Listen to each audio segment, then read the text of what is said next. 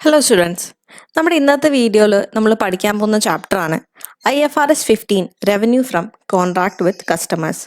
So എന്താണ് ഈ revenue from contract with customers എന്ന് പറഞ്ഞു കഴിഞ്ഞാൽ, ആദ്യം എന്താണ് ഈ റവന്യൂ എന്ന് പറഞ്ഞു കഴിഞ്ഞാൽ, ഒരു കമ്പനീൻ്റെ പ്രിൻസിപ്പൽ ആക്ടിവിറ്റിയിൽ നിന്ന് ആ കമ്പനിക്ക് കിട്ടുന്ന ഇൻകത്തിനെയാണ് നമ്മൾ റവന്യൂ എന്ന് പറയുന്നത്. നമ്മൾ സ്റ്റേറ്റ്മെൻറ്റ് ഓഫ് പ്രോഫിറ്റ് ഓർ ലോസിൽ ഫസ്റ്റ് എഴുതുന്ന ഐറ്റമാണ് ഈ റവന്യൂ.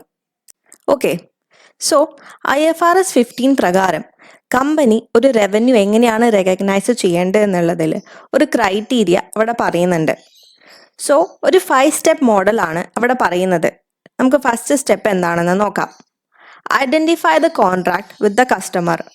സോ എന്താണ് ഈ identify the contract with the customer എന്ന് പറഞ്ഞു കഴിഞ്ഞാൽ, ഫോർ എക്സാമ്പിൾ എൻ്റെ കമ്പനി സെല് ചെയ്യുന്നത് TV ആണെന്ന് വിചാരിക്കാം.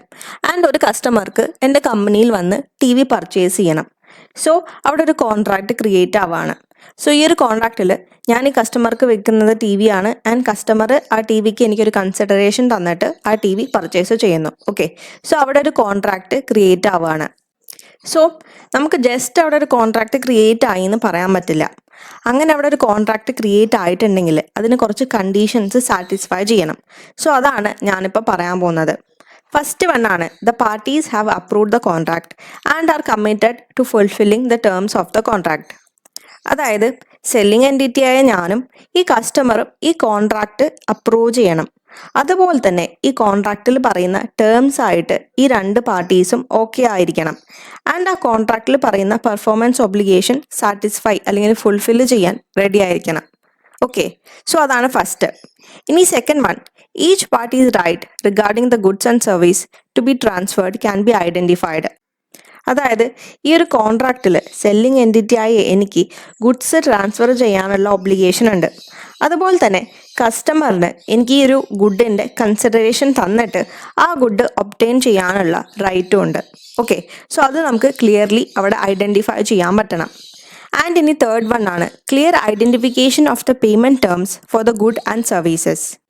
അതായത് ഈ ഒരു കോൺട്രാക്റ്റിൽ നമ്മൾ എന്താണ് വിൽക്കുന്നത്? TV ആണ്. ഓക്കെ, സോ ഈ ഒരു കോൺട്രാക്റ്റിൽ പറയുന്ന ഗുഡിൻ്റെ പേയ്മെൻറ്റ് ടേംസ് ക്ലിയർലി നമുക്ക് ഐഡൻറ്റിഫൈ ചെയ്യാൻ പറ്റണം. ആൻഡ് കസ്റ്റമർ എത്ര രൂപയ്ക്കാണ് ഈ ഒരു സാധനം നമ്മുടെ കയ്യിൽ നിന്ന് പർച്ചേസ് ചെയ്തതെന്ന് അവിടെ ക്ലിയർലി നമ്മൾ എന്ത് ചെയ്യണം? റെക്കോർഡ് ചെയ്തിരിക്കണം. അതുപോലെ തന്നെ ഏത് ഫോം ഓഫ് പേയ്മെൻ്റ് ആണ് ഈ ഒരു കോൺട്രാക്റ്റിൽ ഉള്ളത്. അതായത് കസ്റ്റമർ നമുക്ക് ക്യാഷ് തന്നിട്ടാണോ അല്ലെങ്കിൽ ക്രെഡിറ്റ് ടേംസിലാണോ നമ്മുടെ കയ്യിൽ നിന്ന് ഈ ഒരു ഐറ്റം പർച്ചേസ് ചെയ്തത് എന്നൊക്കെ ക്ലിയർലി നമുക്ക് ഐഡൻറ്റിഫൈ ചെയ്യാൻ പറ്റണം. ഇനി നെക്സ്റ്റ് ആണ്, it is probable that the entity will collect the consideration to which it will be entitled. അതായത് ഈ ഒരു കോൺട്രാക്റ്റിൽ പറയുന്ന ഗുഡ് അല്ലെങ്കിൽ സർവീസ് സെല്ലിംഗ് എൻറ്റിറ്റിയായ ഞാൻ കസ്റ്റമർക്ക് പ്രൊവൈഡ് ചെയ്ത് കഴിഞ്ഞാൽ കസ്റ്റമറുടെ കയ്യിൽ നിന്ന് ആ ഒരു പ്രൊവൈഡ് ചെയ്ത ഗുഡ് അല്ലെങ്കിൽ സർവീസിൻ്റെ കൺസിഡറേഷൻ ഒബ്റ്റെയിൻ ചെയ്യാനുള്ള റൈറ്റ് സെല്ലിംഗ് എൻറ്റിറ്റിയായ എനിക്കുണ്ട്. ഓക്കെ, ആൻഡ് ഇനി ലാസ്റ്റ് വൺ ആണ്, the contract can be written verbal or implied. So contract written ആവാം, വെർബൽ ആവാം, അല്ലെങ്കിൽ ഇംപ്ലൈഡ് ആവാം. ഓക്കെ, സോ ഇതാണ് ഫസ്റ്റ് സ്റ്റെപ്പ്. IFRS 15 റവന്യൂ റെക്കഗ്നിഷനിൽ ഫസ്റ്റ് സ്റ്റെപ്പാണ് identify the contract with customer. Okay, ഇനി നമ്മൾ സെക്കൻഡ് സ്റ്റെപ്പിലോട്ടാണ് പോകുന്നത്. Identify the separate performance obligations. So എന്താണ് ഈ identify the separate performance obligation എന്ന് പറഞ്ഞു കഴിഞ്ഞാൽ, ഒരു കോൺട്രാക്റ്റിൽ ചിലപ്പം ഒന്നിലധികം പെർഫോമൻസ് ഒബ്ലിഗേഷൻസ് ഉണ്ടാവും. ഫോർ എക്സാമ്പിൾ, ഞാനും കസ്റ്റമറായിട്ടുള്ള ഈ ഒരു കോൺട്രാക്റ്റിൽ ഞാൻ അവിടെ എന്താണ് വിൽക്കുന്നത്? ഞാൻ TV ആണ് വിൽക്കുന്നത്.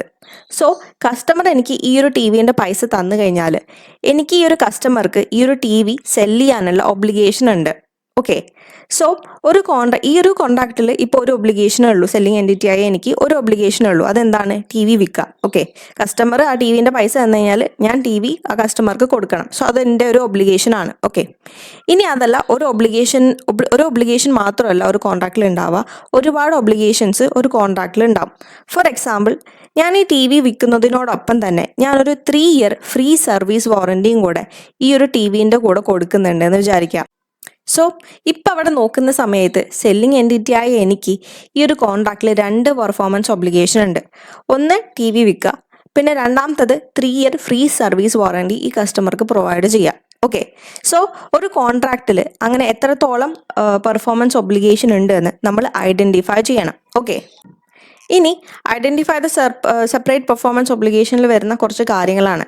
അതായത് ഒരു കോൺട്രാക്റ്റിൽ ഒന്നിലധികം പെർഫോമൻസ് ഒബ്ലിഗേഷൻ ഉണ്ടോ എന്ന് നമ്മൾ എങ്ങനെയാണ് ഐഡൻറ്റിഫൈ ചെയ്യുന്നത്. അതായത് ചിലപ്പോൾ 2 പെർഫോമൻസ് ഒബ്ലിഗേഷൻ ഉണ്ടാവും. അപ്പോൾ ഈ ഒരു 2 പെർഫോമൻസ് ഒബ്ലിഗേഷനും സെപ്പറേറ്റ് ആണോ അല്ലെങ്കിൽ സെയിം ഒരു സാധനം തന്നെയാണെന്ന് നമ്മൾ എങ്ങനെയാണ് ഐഡൻറ്റിഫൈ ചെയ്യാൻ പോകുന്നത്. സോ അതിൻ്റെ ക്രൈറ്റീരിയ ആണ് അവിടെ പറയുന്നത്. ഫസ്റ്റ് വൺ ആണ് the customer can benefit from the good or service either on its own or together with other resources that are readily available to the customer that is the good or service is capable of being distinct. അതായത് for example ഒരു കോൺട്രാക്റ്റിൽ performance obligation ആയിട്ട് item A and B ഉണ്ടെന്ന് വിചാരിക്കാം. അപ്പോൾ ഈ item A ഈ B ഇല്ലാതെ യൂസ് ചെയ്യാൻ പറ്റില്ലെങ്കിൽ അവിടെ ആ ഒരു കോൺട്രാക്റ്റിൽ ഒരു പെർഫോമൻസ് ഒബ്ലിഗേഷനേ ഉള്ളൂ. ഇനി അതല്ല, ഈ ഐറ്റം എ ഈ ഐറ്റം ബി ഇല്ലാതെയും യൂസ് ചെയ്യാൻ പറ്റുമെങ്കിൽ അവിടെ 2 പെർഫോമൻസ് ഒബ്ലിഗേഷൻ ഉണ്ട്. ഫോർ എക്സാമ്പിൾ, ഞാൻ TV കസ്റ്റമർക്ക് സെൽ ചെയ്തു. സോ കസ്റ്റമർക്ക് സെൽ ചെയ്യുന്ന സമയത്ത് ഞാൻ ഈ TV മാത്രമേ കൊടുത്തുള്ളൂ. പക്ഷേ ഈ TVൻ്റെ പവർ കേബിളും കാര്യങ്ങളൊന്നും ഞാൻ കസ്റ്റമർക്ക് പ്രൊവൈഡ് ചെയ്തില്ല. സോ ഞാൻ കസ്റ്റമറിൻ്റെ അടുത്ത് പറയാണ്, നിങ്ങൾക്ക് ആ കേബിൾ വേണമെന്നുണ്ടെങ്കിൽ നിങ്ങൾ സെപ്പറേറ്റ് ആയിട്ട് എന്ത് ചെയ്യണം, അതിനെ പർച്ചേസ് ചെയ്യണമെന്ന് ഞാൻ കസ്റ്റമറിൻ്റെ അടുത്ത് പറയാണ്. സോ എനിക്കത് പറയാൻ പറ്റുമോ? ഇല്ല. കാരണം എന്താണ്, ഞാൻ ഒരു TV വിൽക്കുന്ന സമയത്ത് ആ TV വർക്ക് ചെയ്യാനുള്ള ആ TVയിൽ നിന്ന് ഈ കസ്റ്റമർക്ക് ബെനിഫിറ്റ് ആവുന്ന രീതിയിലുള്ളത് ഞാൻ പ്രൊവൈഡ് ചെയ്യണ്ടേ. അല്ലാണ്ട് ഞാൻ TV മാത്രം കൊടുത്തിട്ട് ആ കേബിൾ വേണമെന്നുണ്ടെങ്കിൽ നിങ്ങൾ വേറെ മേടിച്ചോ എന്ന് പറഞ്ഞു കഴിഞ്ഞാൽ അതവിടെ നടക്കുമോ? ഇല്ല. സോ ഈ ഒരു കോൺട്രാക്റ്റിൽ ഞാൻ അവിടെ 2 പെർഫോമൻസ് ഒബ്ലിഗേഷൻ എഴുതിയെന്ന് വിചാരിക്കുക. ഒന്ന് ഈ TVയും പിന്നെ TVൻ്റെ കേബിളും. അപ്പം എനിക്കിത് 2ആയിട്ട് ആക്ച്വലി എങ്ങനെയാണ് അവിടെ പറയാൻ പറ്റുക? ഇഫ് ഈ TV ഈ കേബിൾ ഇല്ലാണ്ട് ഓപ്പറേറ്റ് ചെയ്യാൻ പറ്റുമെങ്കിൽ, അല്ലെങ്കിൽ ഈ TVൻ്റെ ബെനിഫിറ്റ് കസ്റ്റമർക്ക് ഈ കേബിൾ ഇല്ലാണ്ടും കിട്ടുമെങ്കിൽ എനിക്കവിടെ 2 പെർഫോമൻസ് ഒബ്ലിഗേഷൻ ഉണ്ട് എന്ന് പറയാൻ പറ്റും. ഇനി അതല്ല, ഈ കേബിൾ ഇല്ലാണ്ട് ഈ TVൻ്റെ ബെനിഫിറ്റ് ഈ കസ്റ്റമർക്ക് കിട്ടാൻ ചാൻസ് ഇല്ലെങ്കിൽ അല്ലെങ്കിൽ കിട്ടില്ലെങ്കിൽ നമുക്ക് എന്ത് പറയാൻ പറ്റും? ഈ ഒരു കോൺട്രാക്റ്റിൽ ഒരു പെർഫോമൻസ് ഒബ്ലിഗേഷനേ ഉള്ളൂ. ഓക്കെ, സോ അതാണ് അവിടെ പറയുന്നത്. ആൻഡ് ഇനി സെക്കൻഡ് വൺ ആണ് the entity's promise to transfer the good or service to the customer is separately identifiable from other promises in the contract. That is the good or service is distinct within the context of the contract.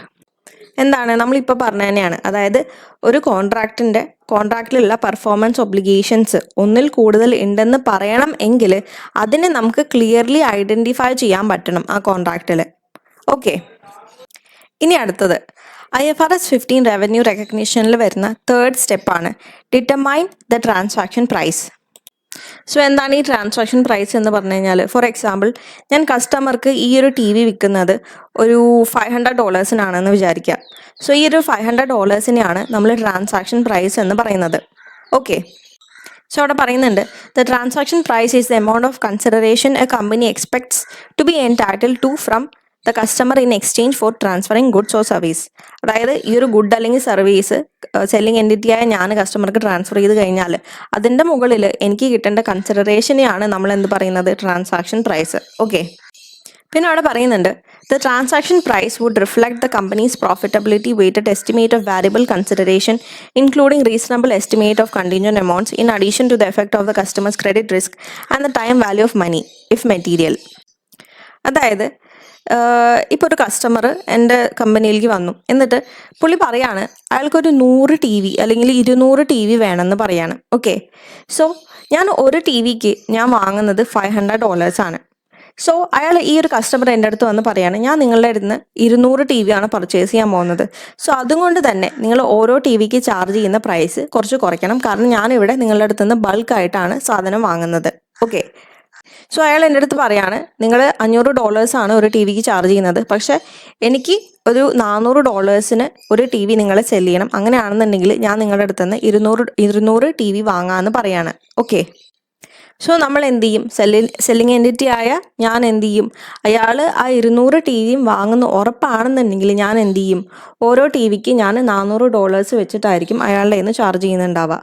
So അതാണ് variable consideration എന്ന് പറയുന്നത്. ഇനി അടുത്തത് time value of മണി. അതായത് ഒരു customer എൻ്റെ കടയിൽ വന്നു ആൻഡ് അയാൾ TV വാങ്ങി. ഓക്കെ, TV വാങ്ങിയിട്ട് അതിൻ്റെ ഫുള്ള് പൈസ അയാൾ എനിക്ക് തന്നിട്ടില്ല. ഇപ്പോൾ ഒരു TVൻ്റെ പൈസ എന്ന് പറയുന്നത് $500 ആണെന്ന് വിചാരിക്കാം. സോ കസ്റ്റമർ എനിക്ക് ഇപ്പോൾ $250 മാത്രമേ തന്നിട്ടുള്ളൂ. പിന്നെ അയാൾ എൻ്റെ അടുത്ത് പറയാണ് ബാക്കി $250 അയാൾ 2 കൊല്ലം കഴിഞ്ഞിട്ട് തരാമെന്ന്. സോ 2 കൊല്ലം കഴിഞ്ഞിട്ട് തരികയാണെന്നുണ്ടെങ്കിൽ കമ്പനിയായ ഞാൻ എന്ത് ചെയ്യണം? അവിടെ time value of money consider ചെയ്യണം. സോ 2 കൊല്ലം കഴിഞ്ഞിട്ട് അയാളുടെ കയ്യിൽ നിന്ന് ഞാൻ ബാക്കി $250 മാത്രമായിരിക്കില്ല മേടിക്കുന്നുണ്ടാവുക, ഒരു $350 ആയിരിക്കും മേടിക്കുന്നുണ്ടാവുക. കാരണം എന്താണ്? സമയം കൂടുന്തോറും പൈസയുടെ വാല്യൂവും കുറയും. അതുകൊണ്ട് തന്നെ ഞാൻ ഈ time value of money include ചെയ്തിട്ടുള്ള എമൗണ്ട് ആയിരിക്കും കസ്റ്റമറിൻ്റെ കയ്യിൽ നിന്ന് 2 കൊല്ലം കഴിഞ്ഞിട്ട് കളക്ട് ചെയ്യുന്നുണ്ടാവുക. ഓക്കെ, സോ നമ്മളൊരു ട്രാൻസാക്ഷൻ പ്രൈസ് ഡിറ്റർമൈൻ ചെയ്യുന്ന സമയത്ത് നമ്മൾ വാല്യുബിൾ കൺസിഡറേഷൻ അതുപോലെ ടൈം വാല്യൂ ഓഫ് മണി ഒക്കെ എന്ത് ചെയ്യണം? നോക്കണം. ഇനി ചില സമയത്ത് കസ്റ്റമർ നമുക്ക് നോൺ ക്യാഷ് കൺസിഡറേഷൻ ഒക്കെ ആയിരിക്കും തരുന്നുണ്ടാവുക പൈസയ്ക്ക് പകരം. അതായത് നോൺ ക്യാഷ് കൺസിഡറേഷൻ എന്ന് പറഞ്ഞു കഴിഞ്ഞാൽ ക്യാഷ് അല്ലാത്ത സാധനങ്ങളായിരിക്കും നമുക്ക് കൺസിഡറേഷൻ ആയിട്ട് തരുന്നുണ്ടാവുക. സോ അങ്ങനെയാണ് നമ്മൾ അക്സെപ്റ്റ് ചെയ്യുന്നതെങ്കിൽ, നോൺ ക്യാഷ് കൺസിഡറേഷൻ ആണ് നമ്മൾ അക്സെപ്റ്റ് ചെയ്യുന്നതെങ്കിൽ, ആ നോൺ ക്യാഷ് കൺസിഡറേഷൻ്റെ അന്നത്തെ ഫെയർ വാല്യൂ ആണ് നമ്മൾ എടുക്കേണ്ടത്. ഓക്കെ, ഇനി ലാസ്റ്റ് ആൻഡ് ഇമ്പോർട്ടൻ്റ് ആണ് ഡിറ്റർമൈനിങ് ദ ട്രാൻസാക്ഷൻ പ്രൈസിൽ. നമ്മൾ ഒരു ട്രാൻസാക്ഷൻ പ്രൈസ് ഡിറ്റർമൈൻ ചെയ്യുന്ന സമയത്ത് നമ്മൾ തേർഡ് പാർട്ടീസിന് വേണ്ടി കളക്ട് ചെയ്ത എമൗണ്ട് ഒന്നും നമ്മുടെ റവന്യൂ ആയിട്ട് റെക്കഗ്നൈസ് ചെയ്യാൻ പാടില്ല. അതായത് ഫോർ എക്സാമ്പിൾ, ഞാൻ കസ്റ്റമർക്ക് ഈ ഒരു ടി വി സെല് ചെയ്തു. ആ ടി വി സെല് ചെയ്യുന്ന സമയത്ത് അതിൻ്റെ ഇൻവോയ്സിൽ ഞാൻ ടാക്സിനും കൂടെ ഗുഡ്സ് ആൻഡ് GST കൂടെ കളക്ട് ചെയ്ത എമൗണ്ട് ഞാൻ അവിടെ റെക്കോർഡ് ചെയ്തിട്ടുണ്ട്. ഓക്കെ, സോ അതിൻ്റെ ടോട്ടൽ പേയ്മെൻ്റ് ആണ് കസ്റ്റമർ എനിക്ക് തരുന്നത്. സോ ഞാൻ ഈ ഒരു ടി വിൻ്റെ റവന്യൂ റെക്കഗ്നൈസ് ചെയ്യുന്ന സമയത്ത് ഈ GST വേണ്ടി കളക്ട് ചെയ്ത എമൗണ്ട് എൻ്റെ റവന്യൂ ആയിട്ട് റെക്കഗ്നൈസ് ചെയ്യാൻ പാടില്ല. ഓക്കെ, സോ അതാണ് അവിടെ പറയുന്നത്. ഇനി IFRS 15 റവന്യൂ റെക്കഗ്നിഷനിൽ വരുന്ന ഫോർത്ത് സ്റ്റെപ്പാണ് allocate the transaction price to the performance obligation. അതായത് ഒരു കോൺട്രാക്റ്റിൽ ഒന്നിലധികം പെർഫോമൻസ് ഒബ്ലിഗേഷൻ ഉണ്ടാവും. ആൻഡ് ആ കോൺട്രാക്റ്റിൻ്റെ ട്രാൻസാക്ഷൻ പ്രൈസ് എന്ന് പറയുന്നത് ഫോർ എക്സാമ്പിൾ ഒരു $10,000 ആണെന്ന് വിചാരിക്കാം. ഓക്കെ, സോ ഈ ഒരു $10,000 ഞാൻ എന്ത് ചെയ്യണം? ഈ കോൺട്രാക്റ്റിലുള്ള എല്ലാ പെർഫോമൻസ് ഒബ്ലിഗേഷനിലോട്ടും ഞാൻ എന്ത് ചെയ്യണം? അലോക്കേറ്റ് ചെയ്യണം. ഓക്കെ, സോ ഞാൻ ഇതിൻ്റെ ഒരു എക്സാമ്പിൾ പറയാണ്. ഞാൻ നേരത്തെ പറഞ്ഞു ഞാൻ കസ്റ്റമർക്ക് ടി വി സെല് ചെയ്തു. അതിൻ്റെ ഒപ്പം തന്നെ 3 year സർവീസ് വാറണ്ടിയും ഞാൻ എന്ത് കൊടുത്തു? ഫ്രീ ആയിട്ട് കസ്റ്റമർക്ക് പ്രൊവൈഡ് ചെയ്യുന്നുണ്ട്.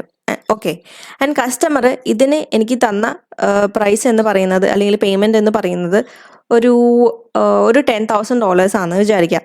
ഓക്കെ, സോ ഈ ഒരു $10,000 സെല്ലിംഗ് എൻറ്റിറ്റി ആയ എനിക്ക് എന്തൊക്കെ പെർഫോമൻസ് ഒബ്ലിഗേഷൻ ഉണ്ട് ഈ ഒരു കോൺട്രാക്റ്റിൽ? ഒന്ന്, ഞാൻ ഈ ടി വി വിൽക്കണം. അതുപോലെ തന്നെ 3 year സർവീസ് വാറണ്ടിയും ഞാൻ പ്രൊവൈഡ് ചെയ്യണം. 3 year ഫ്രീ സർവീസ് വാറണ്ടിയാണ് ഞാൻ അവിടെ പ്രൊവൈഡ് ചെയ്യുന്നത്. ഓക്കെ, സോ ഈ ഫ്രീ സർവീസ് വാറണ്ടി ആയതും കൊണ്ട് തന്നെ ഞാൻ ഈ ഒരു സർവീസ് വാറണ്ടി ഞാൻ എൻ്റെ ഫൈനാൻഷ്യൽ സ്റ്റേറ്റ്മെൻറ്റ്സിൽ എഴുതുന്ന സമയത്ത് എനിക്ക് ആ സർവീസ് വാറണ്ടി നില്ലായിട്ട് കാണിക്കാൻ പറ്റില്ല. ഓക്കെ, എനിക്ക് ഈ സർവീസ് വാറണ്ടി ഞാൻ പ്രൊവൈഡ് ചെയ്തതിൽ എനിക്ക് ആ സർവീസ് വാറണ്ടി ഒരു എമൗണ്ട് അവിടെ കാണിച്ചേ പറ്റുള്ളൂ. ഓക്കെ, അതുകൊണ്ടാണ് നമ്മൾ എന്ത് പറയുന്നത്? നമ്മൾ ഈ ട്രാൻസാക്ഷൻ പ്രൈസിനെ ഒരു കോൺട്രാക്റ്റിലുള്ള എല്ലാ പെർഫോമൻസ് ഒബ്ലിഗേഷനിലോട്ടും അലോക്കേറ്റ് ചെയ്യണമെന്ന്. ഓക്കെ, സോ ഈ ഒരു കോൺട്രാക്റ്റിൻ്റെ ട്രാൻസാക്ഷൻ പ്രൈസ് എന്ന് പറയുന്നത് $10,000 ആണ്. സോ ഈ $10,000 ഞാൻ ടി വിക്ക് മാത്രമായിട്ട് കാണിക്കാൻ പറ്റില്ല. ഞാൻ കൊടുക്കുന്ന ഈ 3 year സർവീസ് വാറണ്ടിക്കും ഞാൻ അവിടെ ഒരു ട്രാൻസാക്ഷൻ പ്രൈസ് കാണിക്കണം. ഓക്കെ, സോ അതെങ്ങനെയാണ് കാണിക്കാൻ പോകുന്നതെന്നാണ് ഞാൻ പറയാൻ പോകുന്നത്. സോ ഈ ട്രാൻസാക്ഷൻ പ്രൈസിനെ നമ്മൾ അലോക്കേറ്റ് ചെയ്യുന്നത് സ്റ്റാൻഡ് അലോൺ സെല്ലിംഗ് പ്രൈസിൻ്റെ ബേസിസിലാണ്. അപ്പോൾ എന്താണ് ഈ സ്റ്റാൻഡ് അലോൺ സെല്ലിംഗ് പ്രൈസ് എന്ന് പറഞ്ഞു കഴിഞ്ഞാൽ? So stand alone selling price എന്ന് പറഞ്ഞു കഴിഞ്ഞാൽ, ഞാനിപ്പം കസ്റ്റമർക്ക് ഈ ഒരു ടി വിയും ഈ ഒരു 3 year ഫ്രീ സർവീസ് വാറണ്ടിയും ഒരു ഓഫറിലാണ് വിറ്റതെന്ന് വിചാരിക്കാം. ഓക്കെ, സോ നമ്മളിപ്പം ഈ ഒരു ഓഫറിലല്ലാണ്ട് ഈ 2 ഐറ്റംസും, ഈ ടി വിയും ഈ സർവീസ് വാറണ്ടി എന്ന് പറയുന്നത് സെപ്പറേറ്റ് ആയിട്ട് കസ്റ്റമർക്ക് പ്രൊവൈഡ് ചെയ്യുകയാണെന്നുണ്ടെങ്കിൽ അതിനെങ്ങനെയായിരിക്കും നമ്മൾ ചാർജ് ചെയ്യുന്നത്? ആ ഒരു സെല്ലിംഗ് പ്രൈസിനെയാണ് നമ്മൾ സ്റ്റാൻഡ് അലോൺ സെല്ലിംഗ് പ്രൈസ് എന്ന് പറയുന്നത്. ഓക്കെ, സോ ഫോർ എക്സാമ്പിൾ, ഞാൻ 1 year വാറണ്ടി ഞാനൊരു $1,500 എല്ലാവർക്കും കൊടുക്കുന്നതെന്ന് വിചാരിക്കാം. ഓക്കെ, ആൻഡ് ടി വി ഞാൻ ഈ ഒരു ഓഫറിലല്ലാണ്ട് സെപ്പറേറ്റ് ആയിട്ട് വിൽക്കുകയാണെന്നുണ്ടെങ്കിൽ ഞാൻ ടി വിക്ക് ഒരു $7,500 ചാർജ് ചെയ്യുന്നതെന്ന് വിചാരിക്കാം. ഓക്കെ, സോ ഈ ഒരു ഐറ്റത്തിനെയാണ്, അതായത് നമ്മൾ ഇത് കമ്പൈൻഡ് ആയിട്ട് കൊടുക്കാണ്ട് ഇതിന് സെപ്പറേറ്റ് ആയിട്ട് വിൽക്കുന്ന സമയത്ത് നമ്മൾ എത്രയാണോ അതിന് ചാർജ് ചെയ്യുന്നത് ആ ഒരു എമൗണ്ടിനെയാണ് നമ്മൾ എന്ത് പറയുന്നത്? Stand alone selling price. Okay, so നമ്മൾ എന്ത് ചെയ്യണം? ഇപ്പം നമുക്ക് ടി വിൻ്റെ $10,000 എന്ന് പറഞ്ഞിട്ട് ഇവിടെ കാണിക്കാൻ പറ്റില്ല. നമ്മൾ എന്ത് ചെയ്യണം, ഈ ഒരു ഫ്രീ സർവീസ് വാറണ്ടിക്കും ഞാൻ എന്ത് ചെയ്യണം, ട്രാൻസാക്ഷൻ പ്രൈസിന് അലോക്കേറ്റ് ചെയ്യണം. സോ നമ്മൾ സ്റ്റാൻഡ് അലോൺ സെല്ലിംഗ് പ്രൈസിൻ്റെ ബേസിസിലാണ് നമ്മൾ എന്ത് ചെയ്യുന്നത്, ഈ ഒരു ട്രാൻസാക്ഷൻ പ്രൈസിനെ ഈ രണ്ട് പെർഫോമൻസ് ഒബ്ലിഗേഷനിലോട്ടും അലോക്കേറ്റ് ചെയ്യുന്നത്. ഓക്കെ, സോ ഇവിടെ നോക്കുന്ന സമയത്ത് ഞാൻ 1 ഇയർ വാറണ്ടി കൊടുക്കുന്നത് $1,500 ആൻഡ് ഞാൻ ഈ ഒരു കോൺട്രാക്റ്റിൽ ഞാൻ 3 കൊല്ലത്തെ ഫ്രീ സർവീസ് വാറണ്ടി കൊടുക്കുന്നുണ്ട്. സോ ഞാൻ ഇത് സെപ്പറേറ്റ് ആയിട്ട് കൊടുക്കുകയാണെന്നുണ്ടെങ്കിൽ ഞാൻ എത്രയായിരിക്കും അവിടെ ചാർജ് ചെയ്യുന്നുണ്ടാവുക? ഞാൻ $1,500 ആണ് 1 ഇയറിന് ചാർജ് ചെയ്യുന്നത്. സോ 3 ഇയേഴ്സ് ആണെന്നുണ്ടെങ്കിൽ അത് ടോട്ടൽ $4,500 ഞാൻ ചാർജ് ചെയ്യും. ഓക്കെ, സെപ്പറേറ്റ് ആയിട്ട് കൊടുക്കുകയാണെന്നുണ്ടെങ്കിൽ. ഇനി അതല്ല, ഞാൻ ടി വി സെപ്പറേറ്റ് ആയിട്ടാണ് വിൽക്കുന്നതെങ്കിൽ ഞാൻ $7,500 ആയിരിക്കും ടി വിക്ക് ചാർജ് ചെയ്യുന്നുണ്ടാവുക. ഓക്കെ, പക്ഷേ ഇവിടെ ഈ ഒരു കോൺട്രാക്റ്റിൽ ഞാൻ കമ്പൈൻഡ് ആയിട്ടാണ് കൊടുക്കുന്നത്, ഒരു ഓഫറിലാണ് കൊടുക്കുന്നത്. അതുകൊണ്ട് ടോട്ടലി ഞാൻ $10,000 ആണ് ചാർജ് ചെയ്യുന്നത്. സോ ഈ രണ്ട് എമൗണ്ടും, അതായത് $7,500 $4,500 ടോട്ടൽ ചെയ്ത് കഴിഞ്ഞാൽ നമുക്ക് എത്ര എമൗണ്ട് ആണ് അവിടെ കിട്ടുന്നത്? വിച്ച് ഈസ് ഈക്വൽ ടു $12,000 ആണ് കിട്ടുന്നത്. ഓക്കെ, സോ ഇനി നമുക്ക് ഇതിനെ അലോക്കേറ്റ് ചെയ്യാം. എങ്ങനെയാണ് അലോക്കേറ്റ് ചെയ്യേണ്ടത്? ഫസ്റ്റ് നമുക്ക് ടി വിയിലോട്ടാണ് അലോക്കേറ്റ് ചെയ്യേണ്ടതെന്ന് വിചാരിക്കാം. സോ ടി വിയിലോട്ട് ഇങ്ങനെയാണ് അലോക്കേറ്റ് ചെയ്യുന്നത്. നമ്മുടെ ട്രാൻസാക്ഷൻ പ്രൈസ് എത്രയാണ് ഈ ഒരു കോൺട്രാക്റ്റിൻ്റെ? $10,000 ആണ്. ഓക്കെ, സോ $10,000 ഇൻറ്റു നമ്മൾ ഈ ടി വി സെപ്പറേറ്റ് ആയിട്ട് വിൽക്കുകയാണെന്നുണ്ടെങ്കിൽ നമ്മൾ എത്രയാണ് ചാർജ് ചെയ്യുന്നത്? Which is equal to $7,500. So $10,000 into $7,500 divided by $12,000. So ഇങ്ങനെ ചെയ്യുന്ന സമയത്ത് നമുക്ക് ടി വിയിലോട്ട് ട്രാൻസാക്ഷൻ പ്രൈസിന് അലോക്കേറ്റ് ചെയ്യാൻ പറ്റും. ഇനി അതുപോലെ തന്നെ നമ്മൾ സർവീസ് വാറണ്ടിയിലോട്ട് അലോക്കേറ്റ് ചെയ്യണം. സോ നമ്മുടെ ടോട്ടൽ ട്രാൻസാക്ഷൻ പ്രൈസ് എന്ന് പറയുന്നത് $10,000 ആണ്. ആൻഡ് നമ്മൾ 1 ഇയർ ഫ്രീ സർവീസ് വാറണ്ടി കൊടുക്കുന്നത് 1 ഇയർ ഫ്രീ അല്ല, 1 ഇയർ വാറണ്ടി വൺ ഇയർ വാറണ്ടിക്ക് നമ്മൾ ചാർജ് ചെയ്യുന്നത് $1,500 ആണ്. 3 ഇയറിന് നമ്മൾ ടോട്ടൽ ചാർജ് ചെയ്യുന്നത് $4,500 ആണ്. So $10,000 into $4,500 divided by $12,000. So ഇത് നമ്മൾ കാൽക്കുലേറ്റ് ചെയ്യുന്ന സമയത്ത് നമുക്ക് എത്രത്തോളമാണ് നമ്മൾ കൊടുക്കുന്ന ഈ വാറണ്ടിക്ക് അലോക്കേറ്റ് ചെയ്യാൻ പറ്റുന്നതെന്ന് അറിയാൻ പറ്റും. സോ നമ്മളിത് കാൽക്കുലേറ്റ് ചെയ്യുന്ന സമയത്ത് ടി വിക്ക് എമൗണ്ട് വരുന്നത് $6,250 ആണ്. ആൻഡ് 3 ഇയർ സർവീസ് വാറണ്ടിക്ക് നമ്മൾ ചാർജ് ചെയ്യുന്നത് $3,750 ആണ്. ഓക്കെ, സോ അതാണ് 4th സ്റ്റെപ്പ്. ഇനി അടുത്തത് ലാസ്റ്റ് സ്റ്റെപ്പാണ് റവന്യൂ റെക്കഗ്നിഷൻ്റെ. അതാണ് recognise revenue when a performance obligation is satisfied. So അവിടെ പറയുന്നുണ്ട്, the entity satisfies a performance obligation by transferring control of a promised good or service to the customer. അതായത് ഒരു entity ഒരു പെർഫോമൻസ് ഒബ്ലിഗേഷൻ സാറ്റിസ്ഫൈ ചെയ്തു എന്ന് പറയണം എന്നുണ്ടെങ്കിൽ ആ എൻറ്റിറ്റി പ്രൊവൈഡ് ചെയ്യുന്ന ഗുഡ് അല്ലെങ്കിൽ സർവീസിൻ്റെ കൺട്രോൾ ആ കസ്റ്റമർക്ക് നമ്മൾ ട്രാൻസ്ഫർ ചെയ്യണം. അപ്പോഴാണ് നമുക്ക് എന്ത് പറയാൻ പറ്റുക? ആ എൻറ്റിറ്റീൻ്റെ പെർഫോമൻസ് ഒബ്ലിഗേഷൻ അവിടെ സാറ്റിസ്ഫൈഡ് ആയി എന്ന്. ഓക്കെ, പിന്നെ അവിടെ പറയുന്നുണ്ട്, a performance obligation can be satisfied at a point in time such as when good are delivered to the customer or over time. അതായത് ഒരു കോൺട്രാക്റ്റിലുള്ള പെർഫോമൻസ് ഒബ്ലിഗേഷൻ 2 രീതിയിൽ സാറ്റിസ്ഫൈ അല്ലെങ്കിൽ ഫുൾഫില്ല് ചെയ്യാൻ പറ്റും. ഒന്നാണ് at A point in time. At A point in time എന്ന് പറഞ്ഞു കഴിഞ്ഞാൽ ഈ ഒരു എക്സാമ്പിൾ, ഈ ഒരു ടി വിൻ്റെ എക്സാമ്പിളിൽ കസ്റ്റമർ നമുക്ക് $10,000 തന്നു. ടി വി നമ്മൾ അപ്പം തന്നെ കസ്റ്റമർക്ക് കൊടുത്തു. ടി വിൻ്റെ കൺട്രോൾ നമ്മൾ അപ്പം തന്നെ കസ്റ്റമർക്ക് കൊടുത്തു. ഓക്കെ, പിന്നെ over A period of time എന്ന് പറഞ്ഞു കഴിഞ്ഞാൽ ഈ ഒരു കോൺട്രാക്റ്റിൽ, ഈ കസ്റ്റമറായിട്ടുള്ള ഈ ഒരു കോൺട്രാക്റ്റിൽ നമ്മൾ ടി വി മാത്രമല്ല കൊടുക്കുന്നത്, നമ്മൾ അതിൻ്റെ കൂടെ എന്തും കൂടെ കൊടുക്കുന്നുണ്ട്, നമ്മൾ 3 ഇയർ സർവീസ് വാറണ്ടിയും കൂടെ കൊടുക്കുന്നുണ്ട്. ഓക്കെ, സോ കസ്റ്റമർ ഇന്ന് നമുക്ക് $10,000 തന്നു എന്ന് വെച്ചിട്ട് ഈ ഒരു 3 ഇയർ സർവീസ് വാറണ്ടി നമുക്ക് ഇന്ന് തന്നെ ചെയ്തു കൊടുക്കാൻ പറ്റുമോ? ഇല്ല. ഈ ഒരു 3 ഇയർ സർവീസ് വാറണ്ടി 3 ഇയറിലോട്ടാണ് നമ്മൾ പറഞ്ഞിരിക്കുന്നത് കസ്റ്റമർക്ക് കൊടുക്കാമെന്ന്. ഓക്കെ, സോ ഒരു 3 ഇയേഴ്സിൽ നമുക്ക് ഈ ഒരു കസ്റ്റമറിന് ഈ ഒരു വാറണ്ടി പ്രൊവൈഡ് ചെയ്യാനുള്ള ഒബ്ലിഗേഷൻ ഉണ്ട്, പെർഫോമൻസ് ഒബ്ലിഗേഷൻ ഉണ്ട്. ഓക്കെ, ഈ 3 ഇയറിലോട്ട് നമുക്ക് കസ്റ്റമർക്ക് ഈ ഒരു സർവീസ് വാറണ്ടി പ്രൊവൈഡ് ചെയ്യാനുള്ള പെർഫോമൻസ് ഒബ്ലിഗേഷൻ ഉണ്ട്. അതിനെയാണ് നമ്മൾ എന്ത് പറയുന്നത്? Over A period of time. Okay, so അങ്ങനെ വരുന്ന സമയത്ത് ഫസ്റ്റ് ഇയർ ആണ് കസ്റ്റമർ എൻ്റെ കയ്യിൽ നിന്ന് ഈ ഒരു ടി വി പർച്ചേസ് ചെയ്തത് എന്ന് വിചാരിക്കാം. ഓക്കെ, സോ അപ്പോൾ തന്നെ ഞാൻ എന്ത് ചെയ്യും, എൻ്റെ റെക്കോർഡ്സിൽ ഞാൻ 6,250 ടി വിൻ്റെ എമൗണ്ട് ഞാൻ അലോക്കേറ്റ് ചെയ്ത ഈ ടി വിൻ്റെ എമൗണ്ട് ഞാൻ എന്ത് ചെയ്യും, റെക്കഗ്നൈസ് ചെയ്യും. പിന്നെ നമ്മൾ സർവീസ് വാറണ്ടിയിലോട്ട് നമ്മൾ അലോക്കേറ്റ് ചെയ്ത ഈ 3,750 ഞാൻ എന്ത് ചെയ്യും, 3 ആയിട്ട് ഡിവൈഡ് ചെയ്യും. ഓക്കെ, സോ അത് 3 ആയിട്ട് ഡിവൈഡ് ചെയ്യുമ്പോൾ നമുക്ക് എത്രയാണ് കിട്ടുന്നത്? വിച്ച് ഈസ് ഈക്വൽ ടു 1250 കിട്ടും. സോ ഞാൻ 3 കൊല്ലം ആയിട്ടായിരിക്കും ഈ 1250നെ എൻ്റെ റെക്കോർഡ്സിൽ റെക്കഗ്നൈസ് ചെയ്യാൻ പോകുന്നത്. ഓക്കെ, എനിക്ക് ഫസ്റ്റ് ഇയർ തന്നെ ഈ ഒരു 3750 ടോട്ടലി എനിക്ക് റെക്കഗ്നൈസ് ചെയ്യാൻ പറ്റില്ല. കാരണം എന്താണ്, 3 കൊല്ലത്തേക്കാണ് ഞാൻ ഈ കസ്റ്റമർക്ക് ഈ ഒരു സർവീസ് പ്രൊവൈഡ് ചെയ്യാമെന്ന് ആ ഒരു കോൺട്രാക്റ്റിൽ പറഞ്ഞിരിക്കുന്നത്. സോ ഞാൻ എന്ത് ചെയ്യണം, എൻ്റെ പെർഫോമൻസ് ഒബ്ലിഗേഷനായി സർവീസ് വാറണ്ടി ഞാൻ 3 കൊല്ലത്തേക്ക് അലോക്കേറ്റ് ചെയ്യണം. ഓക്കെ, അടുത്ത് നമ്മൾ പറയാൻ പോകുന്നത് performance obligation satisfied over time ആണ്. So performance obligation satisfied over ടൈമിൽ നിങ്ങൾക്ക് മെയിനായിട്ട് എക്സാമിന് വരുന്ന ഒരു ക്വസ്റ്റ്യൻ എന്ന് പറയുന്നത് കൺസ്ട്രക്ഷൻ കോൺട്രാക്ട്സിൻ്റെ ആണ്. അപ്പം എന്താണ് ഈ കൺസ്ട്രക്ഷൻ കോൺട്രാക്ട് എന്ന് പറഞ്ഞു കഴിഞ്ഞാൽ, ഫോർ എക്സാമ്പിൾ ഞാനൊരു കൺസ്ട്രക്ഷൻ കമ്പനിയാണെന്ന് വിചാരിക്കാം. ഓക്കെ, സോ ഞാൻ എൻ്റെ ക്ലയൻറ്റിന് ഒരു ബിൽഡിങ് കെട്ടിക്കൊടുക്കുകയാണ്. അപ്പം നമ്മളൊരു ബിൽഡിങ് കെട്ടിക്കൊടുക്കുന്ന സമയത്ത് ഒരു നോർമൽ കേസസിൽ നമുക്ക് 1 കൊല്ലത്തിനുള്ളിൽ ആ ഒരു കൺസ്ട്രക്ഷൻ തീരാനുള്ള ചാൻസ് വളരെ കുറവാണ്. ഓക്കെ, സോ 1 കൊല്ലത്തിന് കൂടുതൽ കൊല്ലങ്ങൾ എടുക്കും നമ്മളൊരു കൺസ്ട്രക്ഷൻ കംപ്ലീറ്റ് ചെയ്ത് തീരാൻ വേണ്ടിയിട്ട്. സോ ഒരു കൺസ്ട്രക്ഷൻ്റെ സമയത്ത് ഫോർ എക്സാമ്പിൾ ഞാനൊരു കൺസ്ട്രക്ഷൻ കോൺട്രാക്റ്റ് എടുത്തു. ഓക്കെ, ഒരു 4 ഫ്ലോർ ബിൽഡിംഗ് കെട്ടിക്കൊടുക്കാം എന്നുള്ളൊരു കൺസ്ട്രക്ഷൻ കോൺട്രാക്റ്റാണ് ഞാൻ എടുത്തത്. ഓക്കെ, സോ ഈ ഒരു 4 ഫ്ലോറിൽ ഓൾറെഡി ഗ്രൗണ്ട് ഫ്ലോർ ഞാൻ കെട്ടിക്കൊടുത്തു. അപ്പം ഈ ഗ്രൗണ്ട് ഫ്ലോർ ഞാൻ കെട്ടിക്കൊടുത്തു, പിന്നെ ബാക്കിയുള്ള ഫ്ലോറിൻ്റെ കൺസ്ട്രക്ഷൻ നടന്നുകൊണ്ടിരിക്കുന്നുണ്ട്.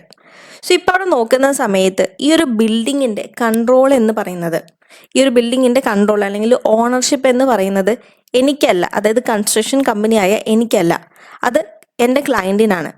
ഓക്കെ, സോ അവിടെ പറയുന്നുണ്ട് the entities performance creates or enhances an asset that the customer controls as A asset is created or enhanced. അതായത് നമ്മൾ ഈ ഒരു ബിൽഡിംഗ് കൺസ്ട്രക്ട് ചെയ്തുകൊണ്ടിരിക്കുന്ന സമയത്ത് തന്നെ ഈ ഒരു ബിൽഡിങ്ങിൻ്റെ കൺട്രോൾ എന്ന് പറയുന്നത് എൻ്റെ ക്ലയൻറ്റിനാണ്, പകരം എനിക്കല്ല. ഓക്കെ, സോ ആ കൺട്രോൾ അയാൾക്ക് ആയിരിക്കുന്ന സമയത്ത് തന്നെ നമ്മൾ ഈ ബിൽഡിങ്ങിനെ നമ്മൾ എന്ത് ചെയ്യുന്നുണ്ട്, ക്രിയേറ്റും ചെയ്യുന്നുണ്ട്, എൻഹാൻസും ചെയ്യുന്നുണ്ട്. ഓക്കെ, ഇനി അടുത്ത ടോപ്പിക്കാണ് കോൺട്രാക്ട് കോസ്റ്റ്. സോ എന്താണ് കോൺട്രാക്ട് കോസ്റ്റ് എന്ന് പറഞ്ഞു കഴിഞ്ഞാൽ, the incremental cost of obtaining a contract such as sales commission are recognised as an asset if the entity expects to recover those cost.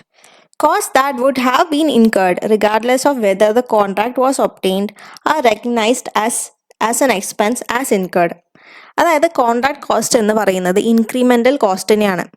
നമുക്കൊരു കോൺട്രാക്ട് ഒബ്റ്റെയിൻ ചെയ്യാൻ വേണ്ടിയിട്ട് അവിടെ നമുക്ക് എന്തെങ്കിലും കോസ്റ്റ് ഇൻകർ ആയിട്ടുണ്ടെങ്കിൽ, അതായത് സ്പെസിഫിക് ആയിട്ട് നമുക്ക് ആ കോൺട്രാക്ട് ഒബ്റ്റെയിൻ ചെയ്യാൻ വേണ്ടിയിട്ട് നമുക്ക് എന്തെങ്കിലും കോസ്റ്റ് ഇൻകർ ആയിട്ടുണ്ടെങ്കിൽ ആ ഇൻകർ ആയ കോസ്റ്റിനെ നമ്മൾ എന്ത് ചെയ്യും, ക്യാപിറ്റലൈസ് ചെയ്തിട്ട് അസെറ്റ് ആയിട്ടാണ് റെക്കഗ്നൈസ് ചെയ്യുന്നത്.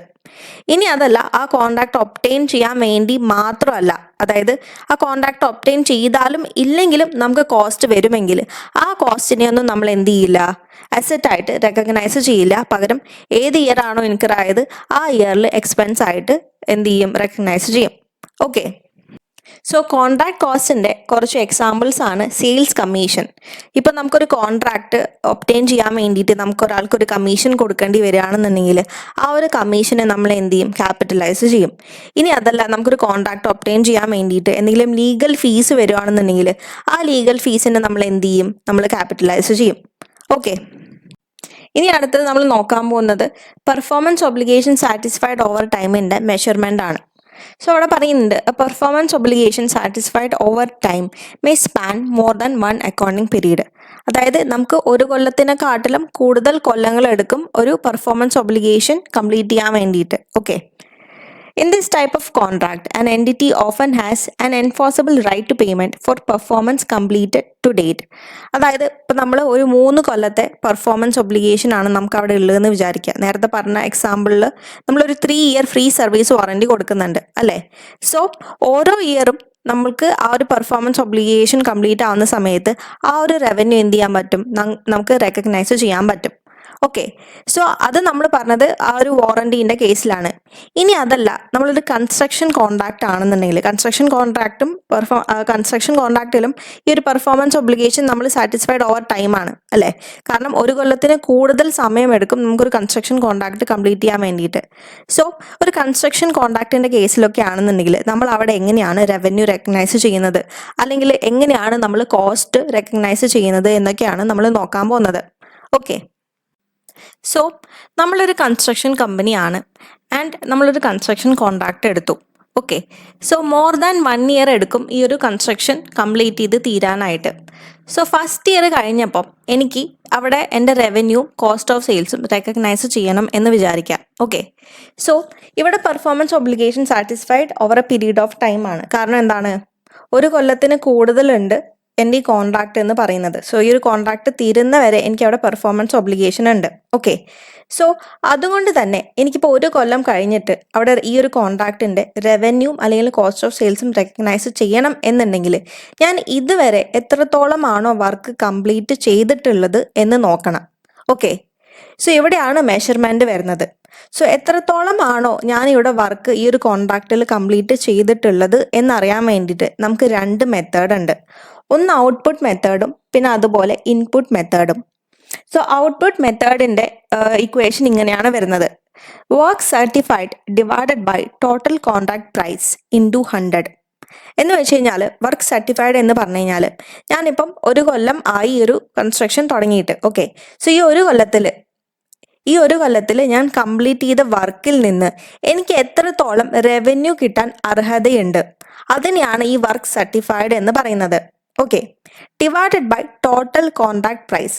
അതായത് ഈ ഒരു കോൺട്രാക്ട് അല്ലെങ്കിൽ ഈ ഒരു കൺസ്ട്രക്ഷൻ ഞാൻ ഫുള്ളായിട്ട് കംപ്ലീറ്റ് ചെയ്ത് കഴിഞ്ഞാൽ എനിക്ക് എത്രത്തോളം റവന്യൂ കിട്ടും, എത്രത്തോളം റവന്യൂ ആണ് എനിക്ക് ടോട്ടലി കിട്ടാൻ പോകുന്നത്, അതിനാണ് ടോട്ടൽ കോൺട്രാക്ട് പ്രൈസ് എന്ന് പറയുന്നത്, ഇൻറ്റു 100.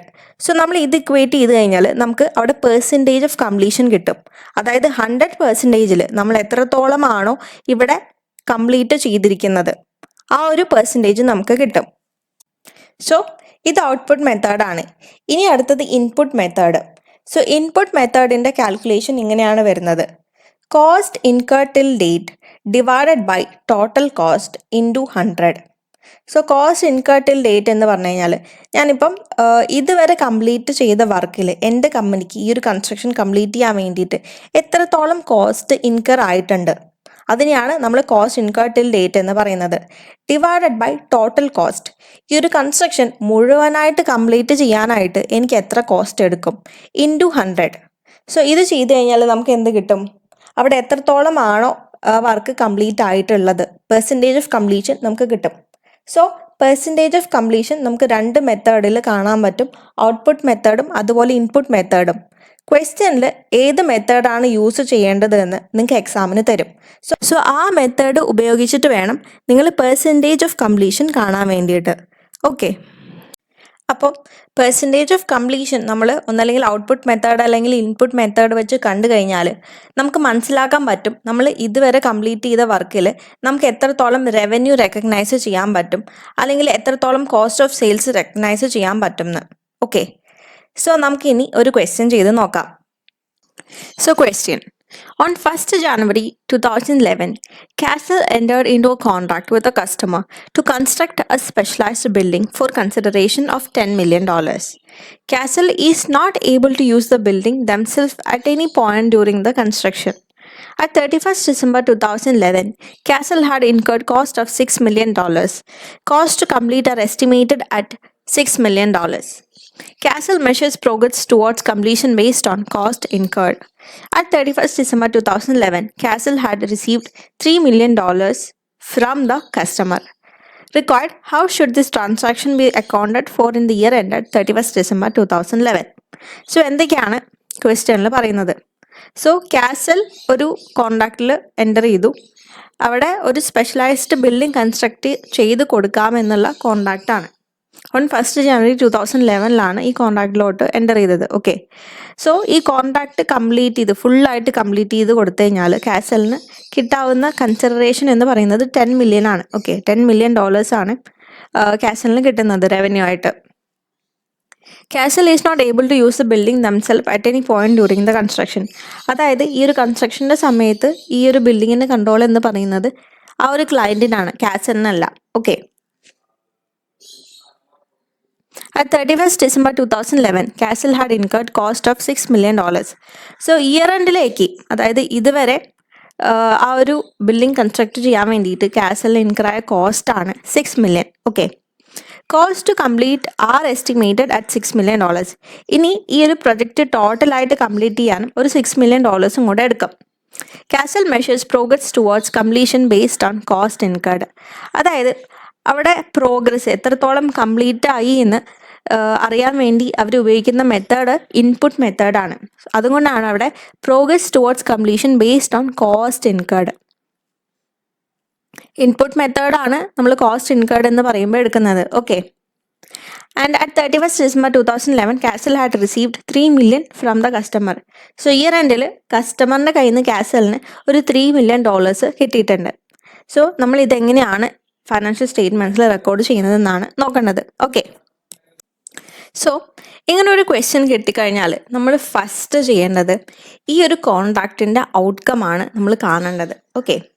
സോ ഔട്ട്കം കാണാൻ വേണ്ടിയിട്ട് നമ്മൾ എന്താ ചെയ്യാന്ന് വെച്ച് കഴിഞ്ഞാൽ നമ്മൾ ഈ ഒരു കോൺട്രാക്റ്റ് കംപ്ലീറ്റ് ചെയ്ത് കഴിഞ്ഞാൽ നമുക്ക് ടോട്ടൽ എത്ര റവന്യൂ കിട്ടും മൈനസ് നമുക്ക് ഇതുവരെ എത്ര കോസ്റ്റ് ഇൻകർ ആയി, ഇനി എത്ര കോസ്റ്റ് ഇൻകർ ആവാനുണ്ട്, അത് രണ്ടും കൂടെ ആഡ് ചെയ്യും.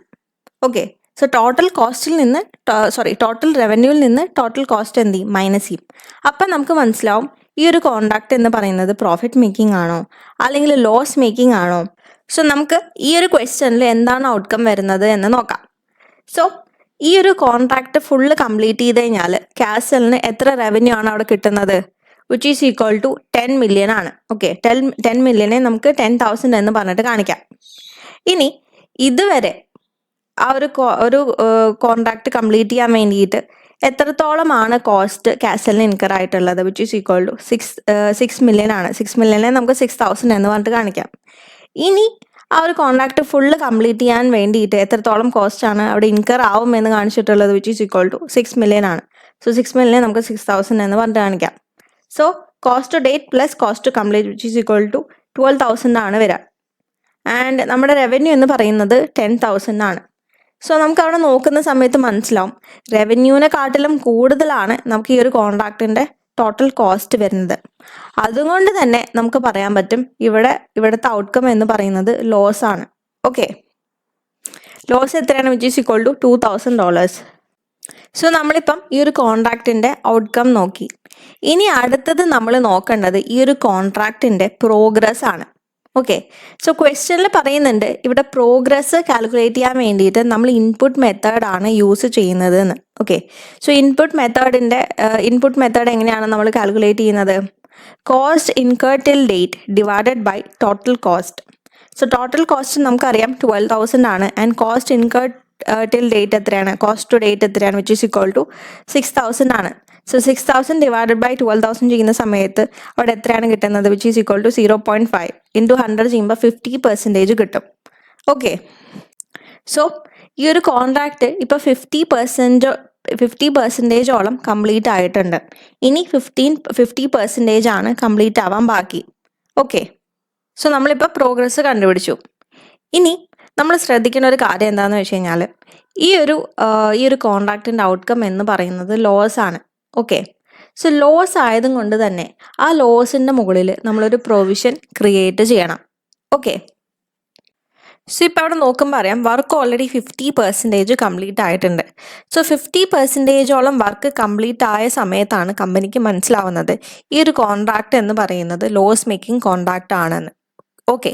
സോ ഓൾറെഡി കമ്പനി ഒരു കോൺട്രാക്റ്റിലോട്ട് എൻ്റർ ചെയ്തത് കൊണ്ട് ഇനി കമ്പനിക്ക് ബാക്ക് ഓഫ് ചെയ്യാൻ പറ്റില്ല. ഓക്കെ. കാരണം എന്താണ്, 50%ഓളം വർക്ക് കംപ്ലീറ്റും ആയി.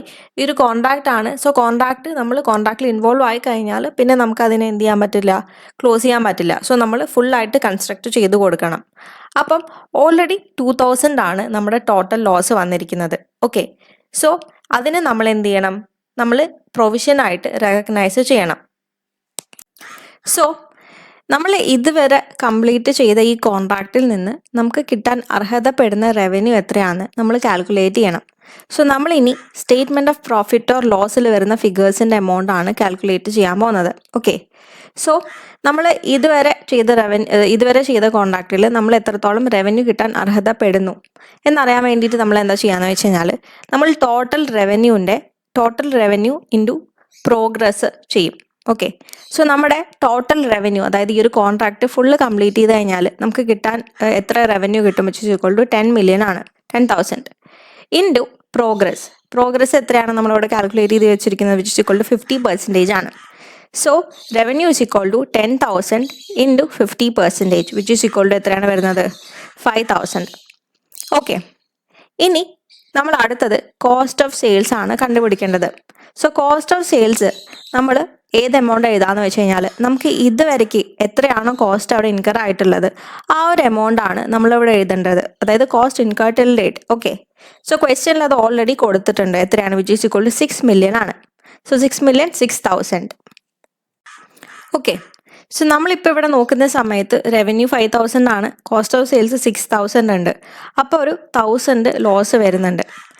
ആക്ച്വലി ഈ ഒരു കോൺട്രാക്റ്റ് ഫുള്ള് കംപ്ലീറ്റ് ചെയ്ത് കഴിഞ്ഞാൽ നമുക്ക് വരുന്ന ടോട്ടൽ ലോസ് എത്രയാണ്, നമ്മളത് ഫസ്റ്റ് ഔട്ട്കം കാണുന്ന സമയത്ത് കണ്ടുപിടിച്ചു. ടോട്ടൽ ലോസ് നമുക്ക് $2,000 ആണ് വരിക. ഓക്കെ, ഇപ്പോൾ ഈ ഒരു കോൺട്രാക്റ്റ് എന്ന് പറയുന്നത് 50% മാത്രമേ കംപ്ലീറ്റ് ആയിട്ടുള്ളൂ. സോ 50% കംപ്ലീറ്റ് ആയപ്പോൾ തന്നെ നമുക്കൊരു 1,000 ലോസ് വന്നു. ഇനി ബാക്കി 50% കൂടെ കംപ്ലീറ്റ് ആകുമ്പോൾ ഇനി ഒരു 1,000 കൂടെ ലോസ് വരും. അപ്പം നമ്മൾ എന്ത് ചെയ്യണം, ഈ വരാൻ പോകുന്ന 1,000 നമ്മൾ എന്ത് ചെയ്യണം, ആ ഒരു 1,000-ന് നമ്മൾ ഇപ്പോഴേ പ്രൊവിഷൻ ക്രിയേറ്റ് ചെയ്യണം. സോ ആ 1,000 പ്രൊവിഷനും കൂടെ നമ്മൾ എന്ത് ചെയ്യും, നമ്മളിവിടെ കാണിക്കും. ഓക്കെ, സോ ഇപ്പോൾ നോക്കുന്ന സമയത്ത് അവിടെ ലോസ് 2,000 ആണ് വരുന്നത്. ഓക്കെ, സോ നമ്മളിപ്പോൾ സ്റ്റേറ്റ്മെൻറ്റ് ഓഫ് പ്രോഫിറ്റ് ഓർ ലോസിൽ വരുന്ന ഫിഗേഴ്സ് എഴുതി. ഇനി നമ്മൾ അടുത്തത് സ്റ്റേറ്റ്മെൻറ്റ് ഓഫ് ഫൈനാൻഷ്യൽ പൊസിഷനിൽ എന്താ വരിക എന്നാണ് നോക്കേണ്ടത്. Okay, so statement of financial പൊസിഷനിൽ വരാവുന്ന 2 ഐറ്റംസ് ആണ്, ഒന്ന് കോൺട്രാക്ട് അസറ്റും പിന്നെ ഒന്ന് കോൺട്രാക്ട് ലയബിലിറ്റിയും. സോ എന്താണ് ഈ കോൺട്രാക്ട് അസറ്റ് അല്ലെങ്കിൽ കോൺട്രാക്ട് ലയബിലിറ്റി എന്ന് പറഞ്ഞു കഴിഞ്ഞാൽ, ആദ്യം നമുക്ക് ഈ ഒരു ക്വസ്റ്റ്യൻ സോൾവ് ചെയ്തിട്ട് അത് എക്സ്പ്ലെയിൻ ചെയ്യാം. ഓക്കെ, സോ നമ്മൾ അവിടെ ഒരു കോൺട്രാക്ട് അസറ്റ് ആണോ അല്ലെങ്കിൽ കോൺട്രാക്ട് ലയബിലിറ്റി ആണോ വന്നിട്ടുള്ളത് എന്നറിയാൻ വേണ്ടിയിട്ട് നമ്മൾ ആദ്യം എന്ത് ചെയ്യണം, നമ്മൾ ഇതുവരെ കംപ്ലീറ്റ് ചെയ്ത വർക്കിന് നമുക്ക് എത്രത്തോളമാണ് റവന്യൂ കിട്ടാൻ അർഹതപ്പെട്ടത് എന്ന് നോക്കണം. സോ അത് നമ്മൾ ഓൾറെഡി കാൽക്കുലേറ്റ് ചെയ്ത് വെച്ചിട്ടുണ്ട് മുന്നേ തന്നെ. എത്രയാണ്, വിച്ച് ഈസ് ഇക്വൽ ടു 5,000 ആണ്. ഓക്കെ, കാരണം നമ്മൾ 50% ഓഫ് വർക്ക് കംപ്ലീറ്റ് ചെയ്തു. ടോട്ടൽ 10,000 ആണ് നമുക്ക് റവന്യൂ കിട്ടാൻ അർഹതപ്പെടുന്നത് ഈ ഒരു ഫുൾ കോൺട്രാക്ട് കംപ്ലീറ്റ് ചെയ്ത് കഴിഞ്ഞാൽ. പക്ഷേ നമ്മൾ ഓൾറെഡി 50% ഓഫ് കോൺട്രാക്ട് എന്ത് ചെയ്തു, കംപ്ലീറ്റ് ചെയ്തു. അതുകൊണ്ട് $5,000 റവന്യൂ നമുക്ക് കിട്ടാൻ അർഹതപ്പെടുന്നുണ്ട്. ഓക്കെ, സോ നമ്മൾ ആദ്യം റവന്യൂ ടു ഡേറ്റ് എഴുതണം. ഇനി അടുത്തത്, ഇത്രത്തോളം വർക്ക് കംപ്ലീറ്റ് ചെയ്തതിൽ കസ്റ്റമർ എനിക്ക് എത്രയാണ് പൈസ തന്നിട്ടുള്ളത് എന്ന് ഞാൻ നോക്കണം. സോ അത് ഓൾറെഡി നമുക്ക് ക്വസ്റ്റ്യനിൽ പറയുന്നുണ്ട്. ക്വസ്റ്റ്യനിൽ at 31st December 2011 Castle had received 3 million from the customer. അതായത് 31st December 2011 കസ്റ്റമർ എനിക്ക് $3 million കൂടെ തന്നിട്ടുണ്ട്. ഓക്കെ, പക്ഷേ അവിടെ നോക്കുന്ന സമയത്ത് at 31st December 2011 ഞാൻ 50% ഓഫ് വർക്ക് കംപ്ലീറ്റ് ചെയ്തിട്ടുണ്ട്. ആൻഡ് എനിക്ക് കിട്ടാൻ അർഹതപ്പെടുന്ന റവന്യൂ എന്ന് പറയുന്നത് 5,000 ആണ്. പക്ഷേ ഇവിടെ കസ്റ്റമർ എനിക്ക് 3,000 മാത്രമേ തന്നിട്ടുള്ളൂ. സോ ഈ ഒരു സിറ്റുവേഷനിൽ എനിക്ക് പറയാൻ പറ്റും, ഞാൻ വർക്ക് കംപ്ലീറ്റ് ചെയ്തതിൽ എനിക്ക് ഒരു 2,000 കൂടെ ഈ കസ്റ്റമർ എനിക്ക് തരാനുണ്ട് എന്ന്. ഓക്കെ, ഈ ഒരു സിറ്റുവേഷനിലാണ് കോൺട്രാക്ട് അസറ്റ് വരുന്നത്. അതായത് 5,000 ആണ് എനിക്ക് കിട്ടേണ്ട റവന്യൂ, പക്ഷെ അവർ എനിക്ക് 3,000 തന്നിട്ടുള്ളൂ. അപ്പോഴാണ് കോൺട്രാക്ട് അസറ്റ് വരുന്നത്. ഞാൻ വർക്ക് ചെയ്തത് കൂടുതലാണ്, പക്ഷെ അതിന് എനിക്ക് പൈസ കുറച്ചിട്ടാണ് അവർ എനിക്ക് തന്നിരിക്കുന്നത്. ഞാൻ ചെയ്ത വർക്കിനുള്ള പൈസ ഫുള്ളായിട്ട് എനിക്ക് തന്നിട്ടില്ല. ഓക്കെ, ഇനി കോൺട്രാക്ട് ലയബിലിറ്റി എപ്പോഴാണ് വരാമെന്ന് വെച്ച് കഴിഞ്ഞാൽ, ഫോർ എക്സാമ്പിൾ ഞാൻ ഒരു റവന്യൂ ഇതുവരെ ഞാൻ കംപ്ലീറ്റ് ചെയ്തിട്ടുള്ള വർക്കിൻ്റെ റവന്യൂ എന്ന് പറയുന്നത് ഫോർ എക്സാമ്പിൾ ഒരു 2,000 ആണെന്ന് വിചാരിക്കാം. ആൻഡ് കസ്റ്റമർ എനിക്ക് 3,000 എമൗണ്ട് പൈസ തന്നു. ആ ഒരു സമയത്താണ് അവിടെ കോൺട്രാക്ട് ലയബിലിറ്റി വരുന്നത്. സോ കോൺട്രാക്ട് ലയബിലിറ്റി എന്ന് പറഞ്ഞു കഴിഞ്ഞാൽ, ഞാനിപ്പോൾ ആകെപ്പാട് $2,000 റവന്യൂ കിട്ടേണ്ട വർക്കേ ചെയ്തിട്ടുള്ളൂ, പക്ഷേ കസ്റ്റമർ എനിക്ക് $3,000 തന്നു. അപ്പോൾ എനിക്ക് അവിടെ ഒരു ലയബിലിറ്റി ഉണ്ട്. കസ്റ്റമർക്ക് ഒരു $1,000 വർക്കും കൂടെ ചെയ്തു കൊടുക്കാനുള്ള ലയബിലിറ്റി എനിക്ക് അവിടെ ഉണ്ട്. ഓക്കെ, ഇനി വേറൊരു ക്വസ്റ്റ്യൻ നോക്കാം. So question, on 1st January 2011, Baker entered into a contract with the customer to construct a specialized building for construction of $2 million. Plus a bonus of $0.4 million if the building is completed within 18 months. Estimated cost to construct the building were $1.5 million. If the contract is terminated by the customer, Baker can demand payment for the cost incurred to date plus a markup of 30%. On 1st January 2011, as a result of factors outside of its control, Baker was not sure whether the bonus would be achieved. At 31st December 2011, Baker had incurred cost of $1 million. They were still unsure as to whether the bonus target would be met. Baker measures progress towards completion based on cost incurred. At 31st December 2011, Baker had received $1 million from the customer. Record how should this transaction be accounted for in the year ended 31st December 2011. So എന്താണ് ക്വസ്റ്റ്യനിൽ പറയുന്നത്? On 1st January 2011 അവിടെ Baker ഒരു കോൺട്രാക്റ്റിലോട്ട് enter ചെയ്തു. ഒരു specialised building construct ചെയ്ത് കൊടുക്കാം എന്നുള്ളൊരു കോൺട്രാക്റ്റിലോട്ടാണ് ബേക്കർ എൻ്റർ ചെയ്തത്. ഓക്കെ, സോ ഈ ഒരു കൺസ്ട്രക്ഷൻ കോൺട്രാക്ട് ബേക്കർ കംപ്ലീറ്റ് ചെയ്ത് കഴിഞ്ഞാൽ ബേക്കറിന് ടോട്ടൽ റവന്യൂ കിട്ടാൻ പോകുന്നത് 2 million ആണ്. പ്ലസ് ഒരു ബോണസ് ഓഫ് 0.4 million കൂടെ കിട്ടും. എപ്പോൾ ഈ ഒരു ബിൽഡിങ് അവർ 18 monthsനുള്ളിൽ കംപ്ലീറ്റ് ചെയ്ത് കൊടുത്തു കഴിഞ്ഞാൽ, അതായത് ഉറപ്പായിട്ടും ഈ ഒരു കോൺട്രാക്ട് കംപ്ലീറ്റ് ചെയ്ത് കഴിഞ്ഞാൽ അവർക്ക് 2 million കിട്ടും. പക്ഷേ ഈ ഒരു കോൺട്രാക്ട് അവർ 18 monthsനുള്ളിൽ കംപ്ലീറ്റ് ചെയ്ത് കൊടുത്തു കഴിഞ്ഞാൽ അവർക്ക് ബോണസ് ആയിട്ട് ഒരു 0.4 million കൂടെ കിട്ടും. Okay, so estimated cost to construct the building were 1.5 million. അതായത് ഈ ഒരു ബിൽഡിങ്ങിനെ ടോട്ടലി കൺസ്ട്രക്ട് ചെയ്ത് കൊടുക്കാനായിട്ട് ബേക്കറിന് ഇൻകർ ചെയ്യുന്ന കോസ്റ്റ് എന്ന് പറയുന്നത് 1.5 million ആണ്. If the contract is terminated by the customer, Baker can demand payment for the cost incurred to date plus a markup of 30%. So, ഈ ഒരു കോൺട്രാക്ട് ഫിനിഷ് ചെയ്യുന്നതിന് മുന്നേ ഈ ഒരു ക്ലയൻറ്റ് ഈ കോൺട്രാക്ട് നിർത്താൻ പറയുകയാണെന്നുണ്ടെങ്കിൽ ബേക്കറിന് എന്ത് ഡിമാൻഡ് ചെയ്യാം? ഇതുവരെ ഈ ഒരു കോൺട്രാക്ട് ഈ ഒരു കൺസ്ട്രക്ഷൻ കോൺട്രാക്ട് കംപ്ലീറ്റ് ചെയ്യാൻ വേണ്ടിയിട്ട് എത്രത്തോളം കോസ്റ്റ് ആണോ ബേക്കറിന് ഇൻകർ ആയത് ആ ഒരു കോസ്റ്റും ഡിമാൻഡ് ചെയ്യാം. പ്ലസ് ആ കോസ്റ്റിൻ്റെ മുകളിൽ ഒരു 30% മാർക്കപ്പും കൂടെ ചേർത്തിട്ട് അവർക്ക് എന്ത് ചെയ്യാൻ പറ്റും? ബേക്കറിന് ക്ലയൻറ്റിനോട് തരാൻ പറയാൻ പറ്റും. Okay, so on January 2011, as a result of factors outside of its control, Baker was not sure whether the bonus would be achieved. അതായത് 1st January 2011 തന്നെ ബേക്കറിന് മനസ്സിലാവാണ്, അതായത് ചില കാരണത്താൽ അവർക്ക് ഉറപ്പായിട്ടും ഈ ഒരു 18 monthsനുള്ളിൽ ഈ ഒരു കൺസ്ട്രക്ഷൻ കംപ്ലീറ്റ് ചെയ്യാൻ പറ്റില്ല എന്ന്. പിന്നെ പറയുന്നുണ്ട്, at 31st December 2011, Baker had incurred cost of 1 million. So year എൻഡിലോട്ട് ബേക്കറിന് ഇതുവരെ കംപ്ലീറ്റ് ചെയ്തൊരു കൺസ്ട്രക്ഷനിൽ കോസ്റ്റ് ഇൻകർ ആയത് 1 million ആണ്. They were still unsure as to whether the bonus target would be met.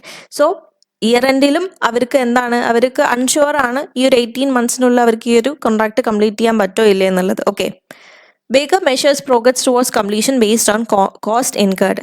അതായത് കോസ്റ്റ് ഇൻകേർഡിൻ്റെ ബേസിലാണ് അവർ പ്രോഗ്രസ് വർക്ക് എത്രത്തോളം complete ആയിട്ടുണ്ട് എന്ന് മെഷർ ചെയ്യുന്നത്. സോ കോസ്റ്റ് ഇൻകേർഡ് എന്ന് പറയുമ്പോൾ അതൊരു ഇൻപുട്ട് മെത്തേഡാണ്. Okay, at 31st December 2011, Baker had received 1 million from the customer. So year എൻഡിൽ കസ്റ്റമർ അവർക്ക് 1 million ആണ് കൊടുത്തിരിക്കുന്നത് പേയ്മെൻറ്റ്. സോ ഇതിനെ നമ്മൾ എങ്ങനെയാണ് അക്കൗണ്ട് ചെയ്യാൻ പോകുന്നത്? സോ ഈ ഒരു ക്വസ്റ്റ്യനും നമ്മൾ നേരത്തെ ഇതിന് മുന്നേ സോൾവ് ചെയ്ത അതേപോലെ തന്നെയാണ് സോൾവ് ചെയ്യുന്നത്. പക്ഷേ ഇത് സോൾവ് ചെയ്യുന്നതിന് മുന്നേ നമ്മൾ ശ്രദ്ധിക്കേണ്ട ഒരു കാര്യം എന്താണെന്ന് വെച്ച് കഴിഞ്ഞാൽ, ഇവിടെ ബേക്കറിൻ്റെ ക്ലയൻറ്റ് അവരുടെ അടുത്ത് പറയുന്നുണ്ട്, ബേക്കർ അവർക്ക് 18 monthsനുള്ളിൽ ഈ ഒരു കോൺട്രാക്ട് കംപ്ലീറ്റ് ചെയ്ത് കൊടുത്തു കഴിഞ്ഞാൽ അവർക്ക് 0.4 million ബോണസ് കിട്ടുമെന്ന്. ഓക്കെ, പക്ഷേ ഈ ഒരു ക്വസ്റ്റ്യനിൽ തന്നെ പറയുന്നുണ്ട്, അതായത് ഈ ഒരു കോൺട്രാക്ട് എന്ന് പറയുന്നത് 18 monthsനുള്ളിൽ കംപ്ലീറ്റ് ആവാനുള്ള ചാൻസ് വളരെ കുറവാണെന്ന്. ഓക്കെ, സോ നമ്മൾ ഇതിന് മുന്നേ റവന്യൂ റെക്കഗ്നീഷൻ്റെ 5 step മോഡൽ പഠിച്ച സമയത്ത് അതിൽ ഡിറ്റർമിനേഷൻ ഓഫ് ട്രാൻസാക്ഷൻ പ്രൈസിൽ നമ്മൾ വാരിയബിൾ കൺസിഡറേഷൻ പഠിച്ചിട്ടുണ്ട്.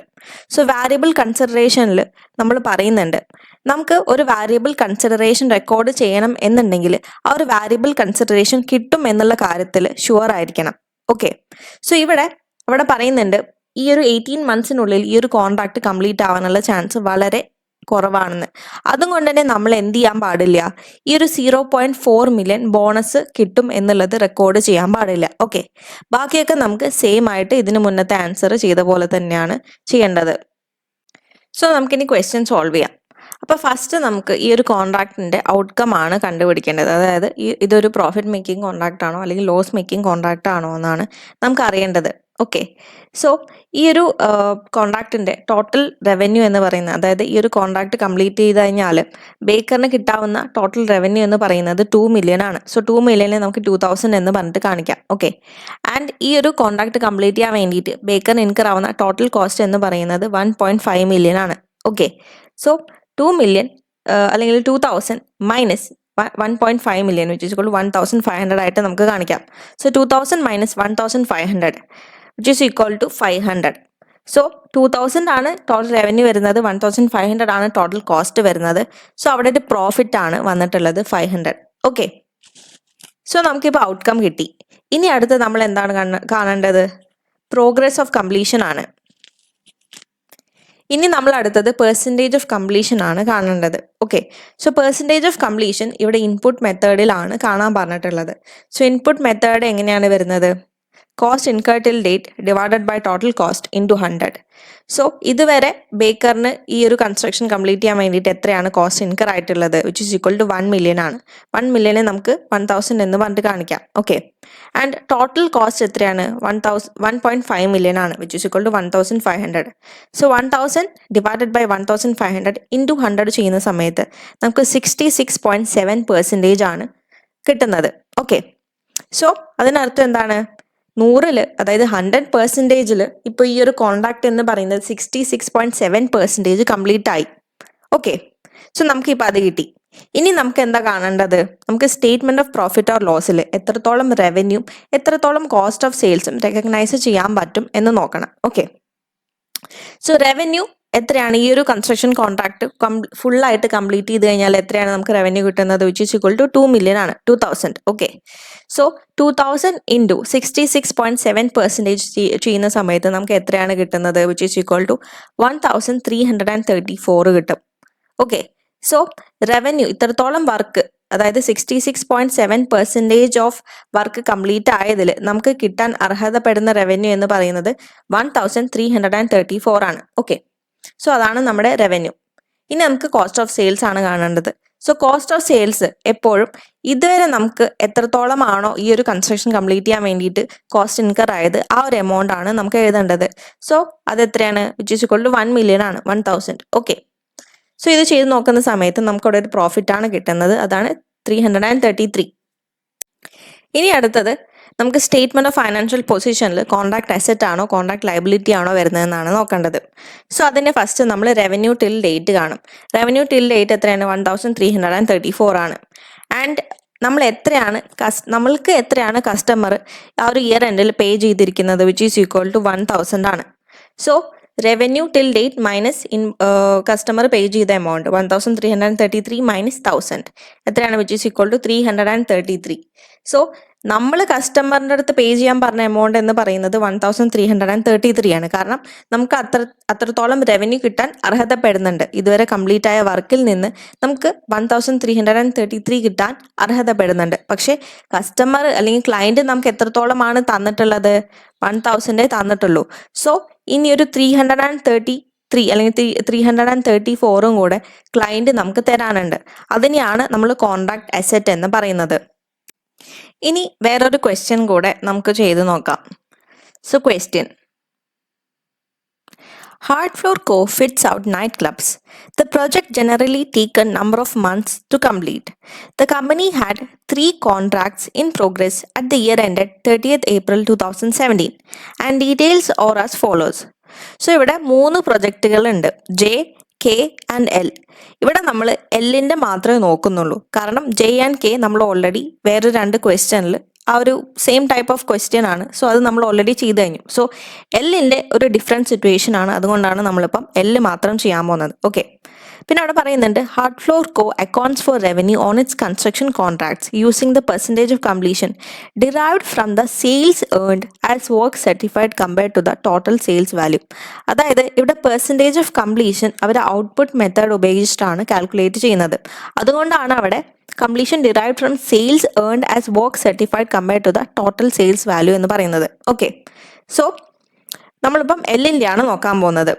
സോ എല്ലിൽ എന്തൊക്കെയാണ് തന്നിരിക്കുന്നത്? കോസ്റ്റ് ഇൻകേർഡ് ടു ഡേറ്റ് തന്നിട്ടുണ്ട്, അതാണ് 20.